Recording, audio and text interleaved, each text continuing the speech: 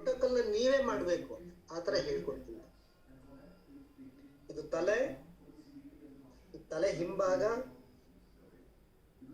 ಇದು ಹಾಗೆ ನಿಮ್ಮ ಬೆನ್ನು, ಅಂದ್ರೆ ಈ ಬೆನ್ನು ಕೆಳಗಡೆಗೆ ಬಂದ್ರೆ ಇದು ನಿಮ್ಮ ಚೆಸ್ಟ್ ಏರಿಯಾ, ಇದು ಕೆಳಗಡೆ ಬಂದ್ರೆ ನಿಮ್ಮ ಹೊಟ್ಟೆ ಏರಿಯಾ. ಯಾರಿಗಾರ ಹೊಟ್ಟೆ ಭಾರ ಅಂದ್ರೆ ಇಲ್ಲೇ ಹಾಕಿ, ಈ ದಪ್ಪ ಇದೆಯಲ್ಲ ಏರಿಯಾ ಇಲ್ಲಿ ಹಾಕಿ ಪರ್ಪಲ್.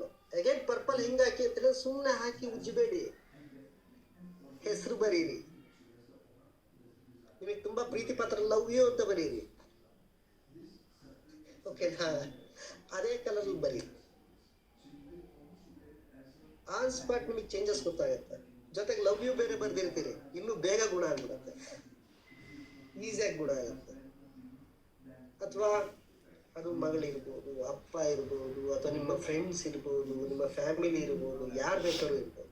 They need space. ಹೇಗೆ ನಾವು ಹೊಟ್ಟೆನಲ್ಲೂ ಸ್ಪೇಸ್ ಇರಲ್ಲ, ಅವರೇ ಸ್ಪೇಸನ್ನು ಕಡಿಮೆ ಮಾಡ್ಕೊಂಡಿರ್ತಾರೆ. Not only food.